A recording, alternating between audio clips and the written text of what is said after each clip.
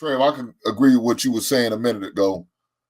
If that wasn't his second wife, it's his second wife. So you didn't learn nothing on the first wife that you fell through. You seen the child support. You don't think this woman had dollar signs in the eye? Shit, things don't work out.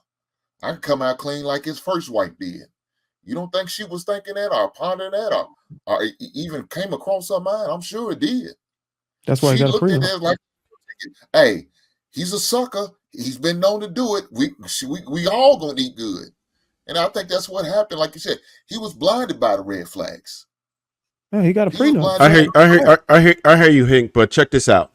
I know some of these women, and I'm going to tell you, they study us. They study us. They watching these podcasts right now. They over here reading books on men. They are observing mannerisms. They know exactly how to behave to fool you. To fool you. And that's and if you all right, so that with all of that, I'm telling you, they know how to behave. They know how to never give off a red flag. They know what we're looking for. They can turn up at any moment, whenever they see fit. They do everything right. There's no such thing as a red flag with them. You can vet them forever. They just one day will just pop up. Shan made it very clear that you put them in a different situation, they turn into a different people. We acting like we don't all have like one long time friend. I had some people who I've been friends with for a decade, and then all of a sudden they just switch up. And for whatever reason, dudes. And I'm like, damn, what the hell happened to you? But you got to let them go. Same thing can happen with women, man. They could be your best friend and then flip on you. I just went through to address Sherm's point, and I'm going to use a phrase from Kenny P. I'm going to borrow this. Thank you, Kenny. I can tell you where the argument falls flat, right? Because the same government, when we go on unemployment, if I made $1 million a month, or if I made $10K a month, that cap is the same. They don't care how much I have to pay for my family. They don't care how much that my mortgage cost. There's a cap on it. And I'm providing for those same children that you don't care about anymore to say, no, we got to give this man whatever for that lifestyle. We need to give him $1 million a month because that's what he was making. So his unemployment need to be $1 million a month. They're not doing that. So the same government sees it fit for us to have a cap on it. No matter how much you make, you capped off and you won't be able to have that lifestyle. So have that same energy with the child support. And by logic, let me ask you this. Do you think that Bill, like let's say Jeff Bezos, should he pay $10 million a month because it's relative? Should he pay $10 million a month in child support? I don't know. I'm not yeah. You can move on now. Yeah, I'm not. If Tyrese you can basically go and get it revised. You could at least say, "Hey, I don't have $1 million anymore. Let's get it revised. This is my new income." He can do that.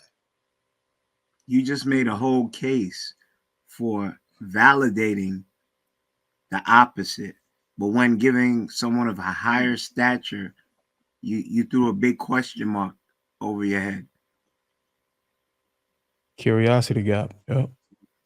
Well, let's just say this. I'm not gonna say 10 million a month. That's that's ridiculous. You know what I'm saying? Man, what 10,000? Partner, you said 10 million a month. Maybe no. There's no living expenses. I personally can't think of any living expenses. You just made it worse.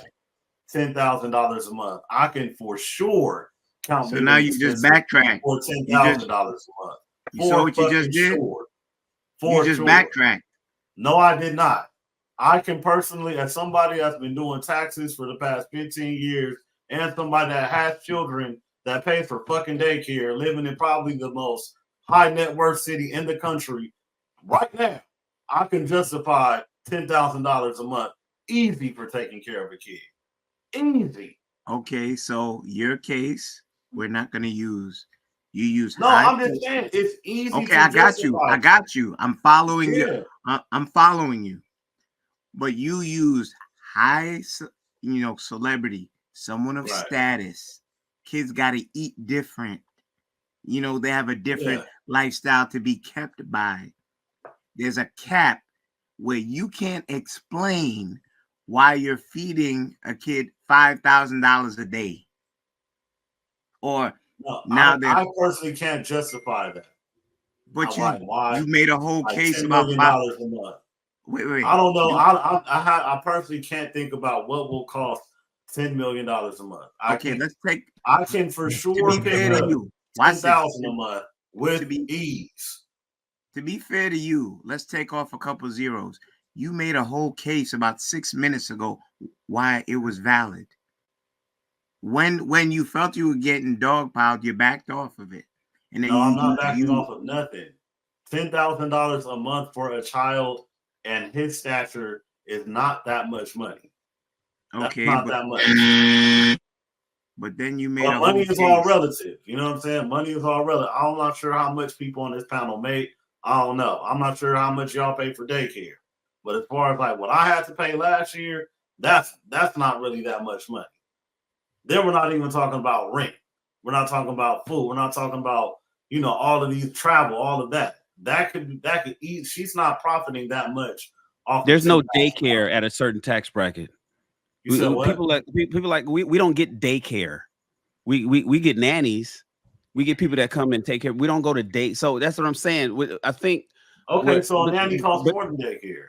But that's the point. Is Tyrese was saying, if I want to get that, I'll pay for it. But don't legislate it. That's all we're trying to explain. And you're saying that you should, if the court tell you to pay it, just pay what the court tell you.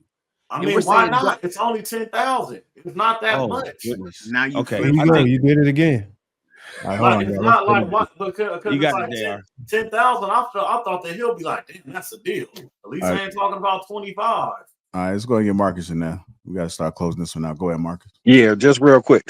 So Trev, we wasn't demonizing him. We were saying just like people need dating coaches, just like they need coaches to work on your jump shot. Just when you have somebody that has specific skill sets, and there are people in the world who have specific skill sets for behavioral analysis, if you gonna enter a high risk thing such as marriage where you have that much money on the line, it make perfect sense to hire somebody that's got better predictive analysis skills than you to vet the person properly. That's the whole advocacy for that. I'm not saying he needs to know how to do that. I'm saying he has the resources at hand to be able to pay me $300, or if it was somebody else, I might do this shit for free. The main thing that I realized is I consistently can tell somebody how a relationship is going to end. What I run into is people saying, I don't care. I asked somebody before their marriage, I was like, if I give you a rundown and I say it's not gonna work, would you still marry her? He said, yeah. I said, well, there's no reason for me to explain the rest of this. People will go in against better judgment, knowing that things are issues, and move forward. That's the real problem. I can spot this shit. Behavioral Marcus, I hear you, but I think what we're trying to say is this, and this is it. You gotta. Her mama don't recognize her right now. Her sister and her friends don't recognize her right now.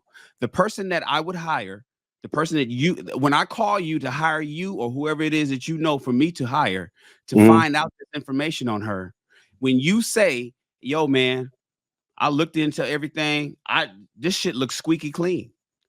I've gone all the way back to her elementary school. I've interviewed her middle school teachers. I know what her spending habits were. She gets mad if we go to Target. She wants to go to Dollar Tree. She says, why are you spending that? Why are you getting that kind of milk? Get this. She's that kind. From what I understand, she was almost like she was so frugal. And was like, yo, the person that you send to what you're saying is you would find where she's living this opulent lifestyle. No. What I'm saying is, Shan, let me just say it. What I'm saying is, in behavioral analysis, people have core, like you could ask why until you get to the root of why somebody does something. So they could not live the extravagant life, but if you get the root to why they're saving this money, that might provide the key to when they will start behaving that way. What I'm saying is, given enough time and the ability to pick somebody's brain apart, you can get to the predictive behaviors, even if they're not showing a sign in the world. And no offense to Tyrese, I don't think he's in the correct mental space to objectively look at something without letting his emotions overshadow everything else and then him speak from that emotional place. So he could Yeah, be well, saying that she is frugal and all those things, but he also could be saying that to make sure people stop calling his wife a gold digger, because he strikes me as that type of person. yeah. Well, look at his All right. current girlfriend. So